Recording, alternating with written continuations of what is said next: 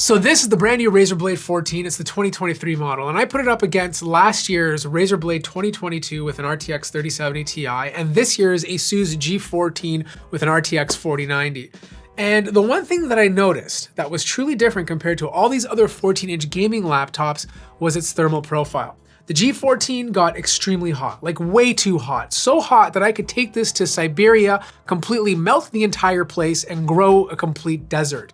Whereas this guy completely stayed cool. Now the weird thing is CPU temps were high on all three devices, but if you were to touch this 2023 model, like the deck of the keyboard, it wasn't hot at all. Like it wasn't even that warm. The 2022 model was warm. The G14 would get hot to the touch. And we've seen this before with last year's G14. Like if you bought the version with the 6800S GPU, it got super hot. In fact, when I tested that model, it would just completely crash sometimes over a specific duration and shut down.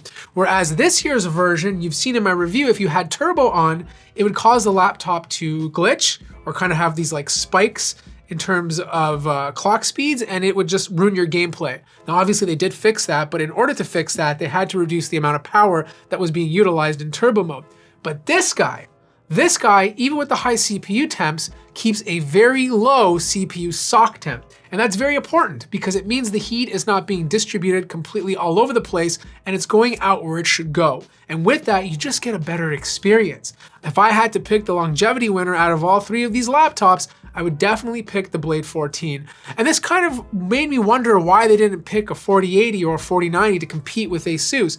And the answer is quite obvious. You don't stick a 4080 or a 4090 in a chassis this small. I think the 4070 was a good place to be. Now, obviously the 4070 is not perfect, regardless of whether it's 140 watts like it is in this guy, or 120 watts in a different laptop, you're gonna get identical performance. It's just the way it is this year with the 4070 series. But the performance overall is still significantly better than last year's model. Now, you still get the beautiful black chassis. Obviously it does collect fingerprints. It's a little better than Razer Blades from like 4 or 5 years ago, but it will accumulate fingerprints if you touch it a lot. If you want to compare it to last year's model, it's not as wide, but it's obviously deeper because it's using a 16:10 display now instead of 16:9. The port selection is identical, so you still get your power connector on the left-hand side, USB-A, Thunderbolt 4, audio jack, and then on the right-hand side, you have a HDMI 2.1 port, a USB-A port, and another Thunderbolt 4 port.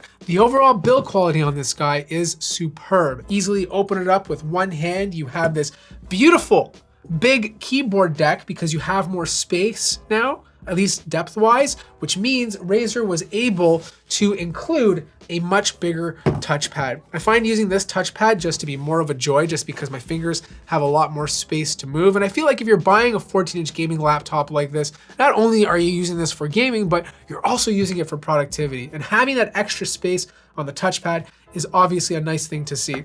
Keyboard experience is identical. There's no difference compared to the previous model. You type on the previous one exactly like typing on this one. It's not my favorite keyboard for gaming, but it's a great keyboard for productivity. I really enjoy Razer's implementation of RGB. It always looks very good, especially when the colors pop on a pure black deck. You'll also notice that the speaker grills are a bit smaller because, again, the laptop is not as wide, but it still has the same amount of speakers as the previous one. Based on my testing, they get pretty much the same loudness, but the new version sounds a little bit crispier than the high end, whereas the previous version had slightly better mids, if that makes any sense. Now, this display is absolutely gorgeous. It's not mini LED or anything, but it's still a very nice IPS panel. It gets very bright. It's 240 Hertz, which is a bump up from the 165 Hertz from the previous model. And it just looks really good. Color accuracy is great. Color gamut is fantastic. It's not touch, obviously. It's more of a matte display, so you're gonna get a lot less reflections if you're by, a very heavy light source.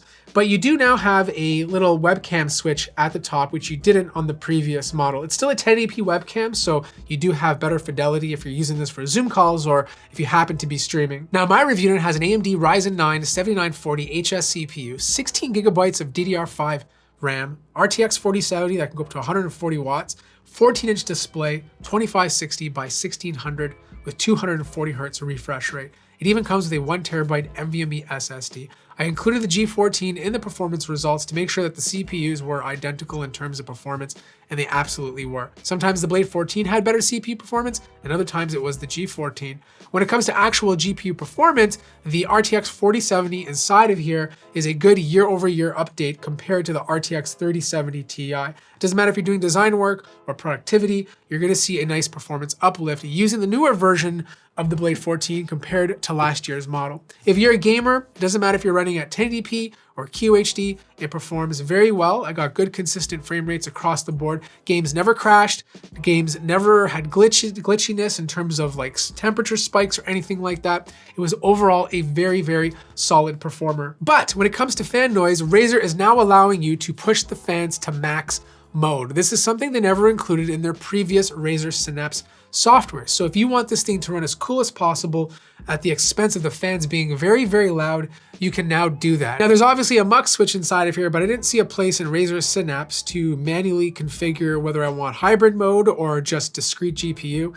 And it also doesn't show up in the NVIDIA control panel, but I did notice that the Blade 14 was doing it itself depending on the application I was using. If it's plugged in, it's using the discrete GPU. If you take it off the plug, it's gonna go right back to hybrid. It also automatically changes the display from 240 Hertz to 60 Hertz the second you go onto the battery. So after the display, the internals are probably the second biggest update to this laptop. You still have the vapor chamber cooler with fans on both sides, but you still get a swappable Wi-Fi card. This is Wi-Fi 6E.